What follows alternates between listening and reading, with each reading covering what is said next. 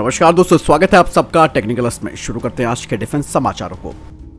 आज के top defence headlines है। पहली बार भारत के विमानवाहक पोत पर भारतीय नौसेना के कमांडरों का सम्मेलन होगा। भारतीय नौसेना ने डीआरडीओ के द्वारा डिजाइन किए गए स्वदेशी सीकर और बूस्टर के साथ किया ब्रह्मोस मिसाइल का सफल परीक्षण।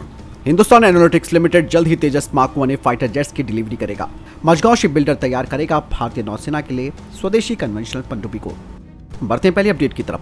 भारतीय नौसेना ने स्वदेशी सीकर और बूस्टर के साथ ब्रह्मोस मिसाइल का सफल परीक्षण किया है। भारतीय नौसेना ने डीआरडीओ के द्वारा डिजाइन किए गए स्वदेशी सीकर और बूस्टर के साथ ब्रह्मोस मिसाइल के द्वारा अरब सागर में एक सफल और सटीक हमला किया।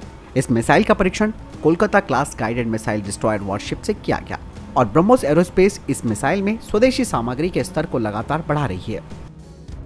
बढ़ते हैं अगले अपडेट की तरफ। दोस्तों, पहली बार कमांडरों का द्विवार्षिक सम्मेलन एक विमान वाहक पोत पर होने जा रहा है। इसे हिंद महासागर क्षेत्र में चीन की बढ़ती उपस्थिति के बीच समुद्री क्षेत्र में भारत की प्राथमिकता के प्रतीक के रूप में देखा जा रहा है। ये सम्मेलन भारत के स्वदेशी विमान वाहक पोत INS विक्रांत पर आयोजित किया जाएगा और इस दौरान समुद्री सुरक्षा चुनौतियों पर व्यापक समीक्षा की जाएगी।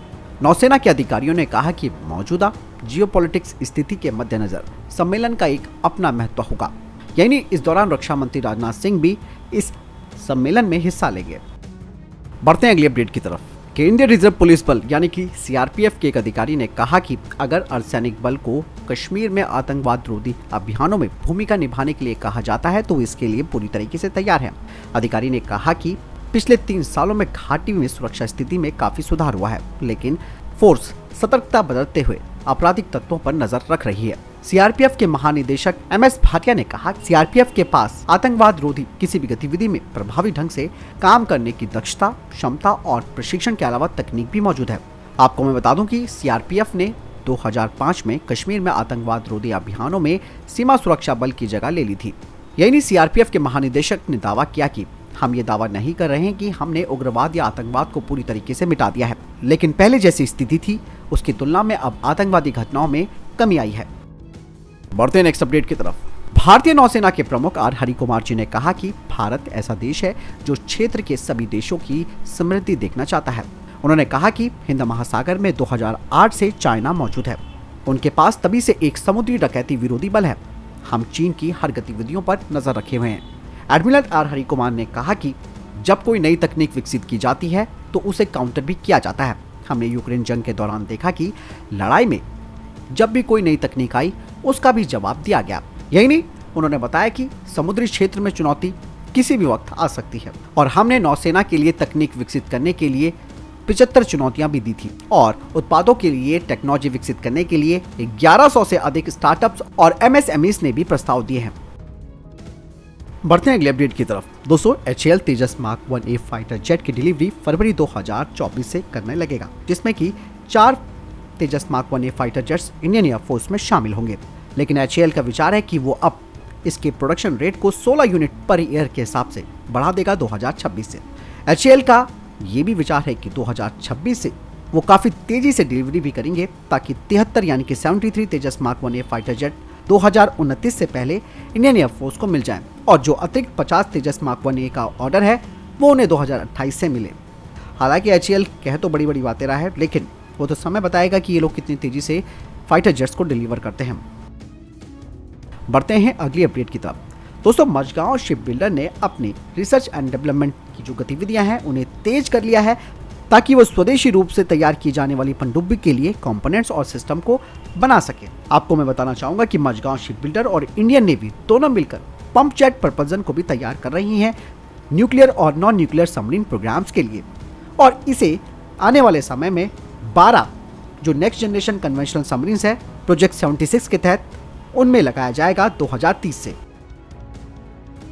बढ़ते हैं नेक्स्ट अपडेट की तरफ। दोस्तों, 8000 करोड़ रुपए के प्रपोजल के साथ 310 ATAGS जो हविलर हैं उनकी खरीद के लिए कैबिनेट कमेटी ऑन सिक्योरिटी इस महीने मंजूरी देने वाली है, जिन्हें कि 2 भारतीय प्राइवेट फर्म्स तैयार करेंगी, जिसमें भारत फोर्स और टाटा पावर SCD हैं। वहीं DRDO के armament research development establishment IIT Madras और IIT कानपुर के साथ संयुक्त रूप से जो 155 mm का शेल है उसमें रैमजेट प्रपल्सन लगाने पर काम कर रहे हैं और इस 155 mm शेल का रीडिजाइन किया जा रहा है और इसे अटैक्स में भी लगाया जा सकता है और इसकी रेंज 60 किलोमीटर होगी। यानी इसमें ट्रेजेक्ट्री करेक्शन के लिए प्रिसीजन गाइडेंस किट भी होगी और एक बार ये तैयार हो जाती है तो इसे म्यूनिशन इंडिया लिमिटेड तैयार करेगा। बढ़ते हैं अगली अपडेट की तरफ। दोस्तों, भारतीय नौसेना के प्रमुख ने कहा कि F-18 सुपर हॉर्नेट और राफेल मरीन फाइटर जेट दोनों ही भारतीय नौसेना की जरूरतों को पूरा करते हैं, लेकिन इनमें से किसे चुना जाना है इसके लिए भारत सरकार फैसला करेगी। दरअसल राफेल मरीन फाइटर जेट में इंडियन एयरफोर्स के राफेल F-3R फाइटर जेट के साथ कई समानताएं हैं, जिनमें कि स्पेयर और सपोर्ट शामिल है। वहीं फ्रांस की मीडिया की तरफ से कहा गया है कि 26 राफेल मरीन की डील को आने वाले मार्च में साइन किया जा सकता है, जब फ्रांस के राष्ट्रपति भारत का दौरा करेंगे। बढ़ते हैं नेक्स्ट अपडेट की तरफ। दोस्तों, HAL के द्वारा बनाए गए HJT-36 इंटरमीडिएट जेट ट्रेनर के पिछले साल 6 टन स्पिन पूरे कर लिए थे। अब इस एयरक्राफ्ट का फाइनल राउंड ट्रायल होगा अगले कुछ महीनों में। HAL का कहना है कि जो फाइनल सर्टिफिकेशन होगा इस एयरक्राफ्ट का वो अगले 12 महीनों तक हो जाएगा और इसके बाद इसका उत्पादन का रास्ता साफ हो जाएगा। दरअसल इंडियन एयरफोर्स इस तरीके के 80 यूनिट्स का ऑर्डर दे सकती है, वो भी अगले 2 सालों के अंदर। बढ़ते हैं अगली अपडेट की तरफ, जो कि इंडिया और चाइना को लेकर आ रही है। दोस्तों, G20 विदेश मंत्रियों के सम्मेलन के दौरान चीन और भारत ने द्विपक्षीय संबंधों को सुधारने का वादा किया है। इसके अलावा विभिन्न क्षेत्रों में भविष्य के सहयोग, लोगों के आदान प्रदान और सीमा स्थिति को लेकर भी दोनों देशों के विदेश मंत्रियों के बीच सहमति बनाई गई है। आपको बता दें कि हाल ही में G20 विदेश मंत्रियों के सम्मेलन में शामिल होने के लिए चीन के विदेश मंत्री भारत आए थे, जहां भारत के विदेश मंत्री एस जयशंकर जी ने उनके साथ द्विपक्षीय वार्ता की। इसके अलावा चीन की तरफ से कहा जा रहा है कि सीमा के मुद्दे को द्विपक्षीय संबंधों में उचित स्थान पर रखा जाना चाहिए। सीमाओं पर स्थिति को जल्द से जल्द सामान्य प्रबंधन के तहत लाया जाना चाहिए।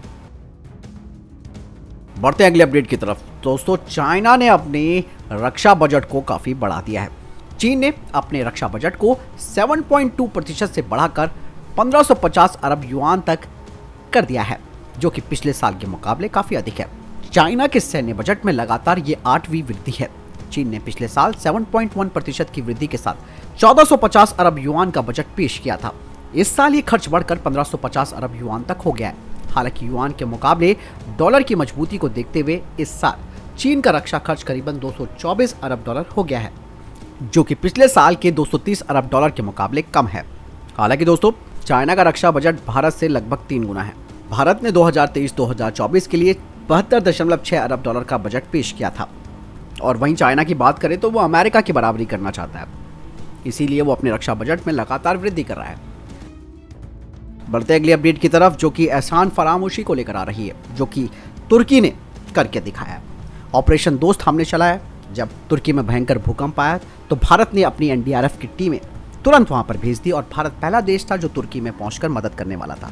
लेकिन इस एहसान का तुर्की ने भारत से बदला लिया और भारत को एक बार फिर से दिया धोखा। दरअसल तुर्की ने संयुक्त राष्ट्र में फिर पाकिस्तान का साथ दिया है। हालांकि भारत ने तुर्की के बयान पर दुख जताया है, क्योंकि भारत ने दोस्तों एक मानवीय सहायता के तौर पर तुर्की की मदद की थी। दरअसल दोस्तों, भारत ने पाकिस्तान के प्रोपेगेंडे को लेकर उसकी आलोचना करते हुए कहा था कि पाकिस्तान ने सबसे अधिक संख्या में आतंकवादियों को अपने यहाँ रखा है और इस क्षेत्र में यानी कि आतंकवादियों को पालने के लिए पाकिस्तान ने एक अनोखी विशेषज्ञता हासिल की है। लेकिन ऐसे में दोस्तों, तुर्की ने भारत को साथ देने के बजाय भारत का एक तरह से अपमान किया। तुर्की ने कहा कि भारत की ओर से जम्मू कश्मीर में मानवाधिकारों का उल्लंघन किया जा रहा है। हालांकि भारत ने भी जवाब दे दिया कि तुर्की को भारत के आंतरिक विषयों पर टिप्पणी करने का कोई अधिकार नहीं है और हम तुर्की को इस मामले से दूर रहने की सलाह देते हैं। तो आप देखिए दोस्तों, इस दुनिया में कोई किसी का सगा नहीं होता है और कितना भी मदद कर लो, लेकिन इंसानियत जो होती है उसे ऊपर वाला जरूर देखता है। इसमें कोई दो राय नहीं है। तुर्की ऐसा ही चाहता है तो कोई बात नहीं, कोई फर्क भारत को नहीं पड़ता है। बढ़ते अगले अपडेट की तरफ। दोस्तों, यूक्रेन के 2 पायलट वर्तमान में अमेरिका में हैं और यहाँ पर वो F-16 लड़ाकू जेट विमानों पर प्रशिक्षण ले रहे हैं। हालांकि इस पे कितना समय लगेगा इस बारे में जानकारी सामने नहीं आई है। अमेरिका के अधिकारियों की तरफ से कहा गया है कि यूक्रेनी पायलटों के कौशल का मूल्यांकन किया जा रहा है और उन्हें अमेरिकी सैन्य अड्डे पर सिमुलेटर पर ट्रेनिंग दी जा रही है और जल्द ही वो अब पायलटों के साथ जुड़ सकते हैं। साथ ही अमेरिकी अधिकारियों ने कहा कि इस महीने की शुरुआत में आगे के आकलन के लिए 10 और यूक्रेनी पायलट अमेरिका पहुंचेंगे। तो फिलहाल ये थे अभी तक के टॉप डिफेंस अपडेट्स। वीडियो के संबंध में कोई प्रश्न जवाब है, आपका कोई सवाल है, कमेंट सेक्शन में लिखकर जरूर पूछ सकते हैं। मिलता हूं नई जानकारी के साथ। चैनल जरूर सब्सक्राइब कीजिएगा। जय हिंद, वंदे मातरम।